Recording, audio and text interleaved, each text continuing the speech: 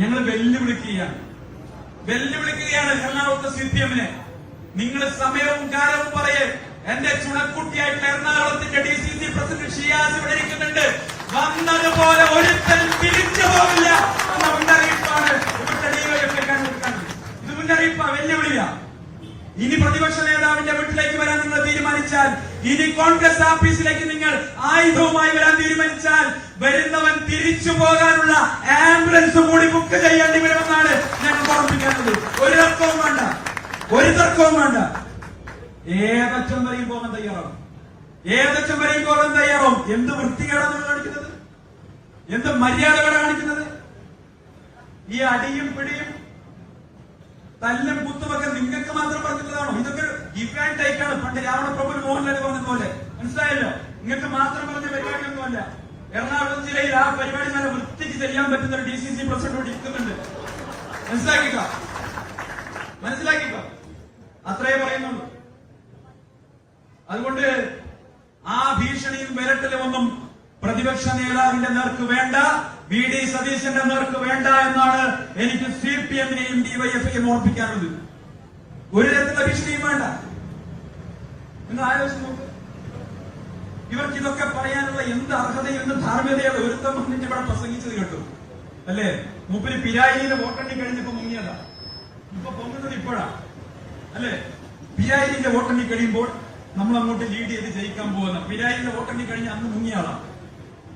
ഇവിടെ പിണറായി വിജയന്റെ ഉച്ഛിഷ്ടം ഭുജിച്ച് നടക്കുന്ന അല്പ താങ്കൾക്ക് എന്ത് അർഹതയാണ് VD സതീശൻ എന്ന് പറയുന്ന കേരളത്തിന്റെ പ്രതിപക്ഷ നേതാവിനെതിരെ ഈ പറവൂർ വന്ന് പ്രസംഗിക്കാറുണ്ട്?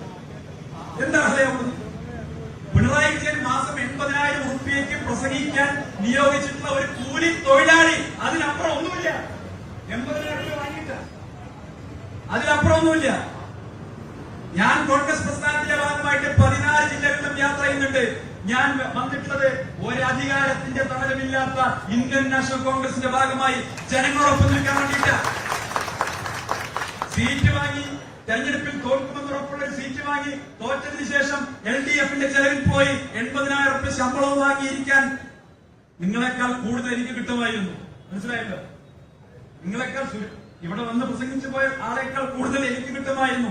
പക്ഷേ അദ്ദേഹത്തെ പോലെ അഭിമാനം വെച്ചുകൊണ്ട് അവിടെ പോകാൻ ഞാൻ തയ്യാറായില്ല. ഞാൻ അദ്ദേഹത്തോട് ചോദിക്കാൻ ആഗ്രഹിക്കുന്നത്, നിങ്ങൾ ഏത് ആളുകളുടെ കൂടെ നിന്നിട്ടാണ് പ്രതിപക്ഷ നേതാവിനെ ആക്ഷേപിക്കുന്നത്? അദ്ദേഹം പ്രതിപക്ഷ നേതാവിന് കുറെ വിശേഷണങ്ങളൊക്കെ കൊടുത്തു കേട്ടു. അദ്ദേഹത്തോട് എനിക്ക് പറയാനുള്ളത്, കേരളത്തിലെ ജനങ്ങളുടെ മനസ്സിൽ ജീവിക്കുന്ന ഒരു VD സതീശനുണ്ട്. കേരളത്തിലെ പാവപ്പെട്ടവന്റെ പ്രതീക്ഷയായിട്ടുള്ള പ്രതിപക്ഷ നേതാവുണ്ട്. ആ മനുഷ്യന്റെ പേരിലെ VD എന്ന് പറയുന്നത് നിങ്ങൾ ഉദ്ദേശിച്ച VD അല്ല. അത് വിഷണറി ഡെമോക്രാറ്റ് എന്നുള്ള VD-യാണ്. വിഷണറി ആയിട്ടുള്ള ഡെമോക്രാറ്റ് ആയിട്ടുള്ള VD സതീശൻ. നാളത്തെ കേരളത്തെ കുറിച്ച്, ഭാവി കേരളം എങ്ങനെയായിരിക്കണമെന്ന് സംബന്ധിച്ച് കൃത്യമായ ധാരണകളുള്ള പ്രതിപക്ഷ നേതാവ്. ഈ കേരളത്തിന്റെ 14 ജില്ലകളിലെയും സാധാരണക്കാരായ മനുഷ്യന്റെ പ്രശ്നങ്ങൾ സംബന്ധിച്ച് കൃത്യമായ ധാരണയുള്ള പ്രതിപക്ഷ നേതാവ്. ഈ നാട്ടിലെ പാവപ്പെട്ടവൻ ആഗ്രഹിക്കുന്നത് സംബന്ധിച്ച് കൃത്യമായി ധാരണയുള്ള നേതാവ്. ഈ നാട്ടിലെ വിവിധ ജാതി മത വിഭാഗങ്ങളുടെ പ്രശ്നങ്ങൾ സംബന്ധിച്ച് ധാരണയും അറിവുമുള്ള നേതാവ്. ഈ നാടിന്റെ സാമ്പത്തിക പ്രതിസന്ധി സംബന്ധിച്ച് ആഴത്തിൽ പഠിച്ചിട്ടുള്ള നേതാവ്. ഈ നാട്ടിലെ ഏറ്റവും പ്രധാനപ്പെട്ട വിഷയങ്ങൾ, അടിസ്ഥാന സൗകര്യ വികസനങ്ങൾ, വിദ്യാഭ്യാസ രംഗത്തെ പ്രശ്നങ്ങൾ, ആരോഗ്യ രംഗത്തെ പ്രശ്നങ്ങൾ എന്നിങ്ങനെ സമഗ്ര മേഖലകളിലും ആധികാരികമായി പഠിച്ച ശേഷം മാത്രം അഭിപ്രായം പറയുന്ന വിഷണറി ആയിട്ടുള്ള, അങ്ങേയറ്റം ജനാധിപത്യവാദിയായിട്ടുള്ള VD സതീശന്റെ ഓഫീസ്. ആ VD സതീശനെ ആക്രമിക്കാനും VD സതീശന്റെ ഓഫീസ് ആക്രമിക്കാനും ഒക്കെ നിങ്ങൾക്ക് പിണറായി വിജയന്റെ CPM-ന് എന്ത് ധാർമ്മികതയാണുള്ളത്? എന്ത് അധികാരമോ എന്ത് അവകാശമോ? നിങ്ങൾ എല്ലാ കാലത്തും ഇതുപോലെ ആക്ഷേപങ്ങളിൽപ്പെട്ടവരെ സംരക്ഷിച്ചവരാണ്. നിങ്ങൾ തീവ്രത അളക്കാൻ വേണ്ടി യന്ത്രം കൊടുത്തയച്ചവരാണ്. നിങ്ങൾ എല്ലാ ആക്ഷേപങ്ങളും വരുമ്പോ മുഴുവൻ CPM നേതാക്കന്മാരെയും മന്ത്രിമാരെയും MLA-മാരെയും നിങ്ങളുടെ പാർട്ടിയിൽപ്പെട്ട നേതാക്കന്മാരെയും ഒക്കെ സംരക്ഷിച്ചു നിർത്തിയവരാണ്. അവർക്ക് വേണ്ടി ക്യാപ്സ്യൂളുകൾ ഇറക്കിയവരാണ്. കേരളത്തിലെ പൊതുസമൂഹം മുഴുവൻ എതിരാകുമ്പോഴും നിങ്ങളുടെ സഖാക്കളെ, സ്വന്തം പാർട്ടിയിലെ വനിതാ സഖാക്കൾ വരെ ആക്ഷേപം ഉന്നയിച്ചവരെ സംരക്ഷിച്ചവരാണ് നിങ്ങൾ. ഈ ചരിത്രമൊന്നും കേരളത്തിലെ ജനങ്ങൾ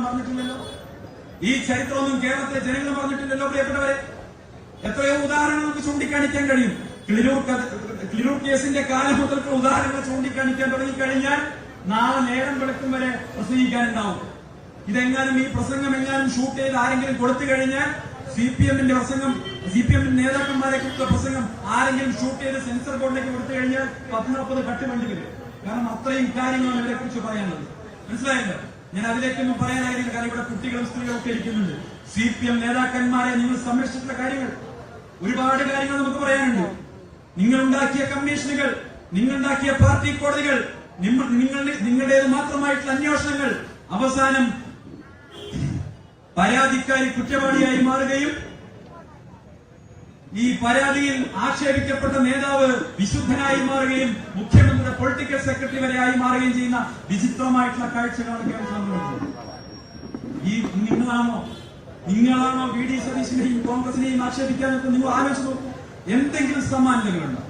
ഇവിടെ ഒരു പരാതി വരുന്നു, പരാതികൾ വന്ന ഉടൻ ഇന്ത്യയിൽ മറ്റൊരു രാഷ്ട്രീയ പാർട്ടിയും ചെയ്യാത്തതുപോലെ, ഇന്ത്യയിലെ ഒരു രാഷ്ട്രീയ പ്രസ്ഥാനവും ചെയ്യാത്തതുപോലെ നടപടിയെടുക്കുന്നു.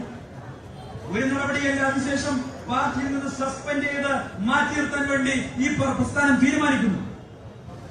ഞാൻ ചോദിക്കട്ടെ, ഈ ഒരു നിലപാടെടുക്കാൻ കേരളത്തിലെ സിപിഎമ്മിനോ ബിജെപിക്കോ കഴിയും?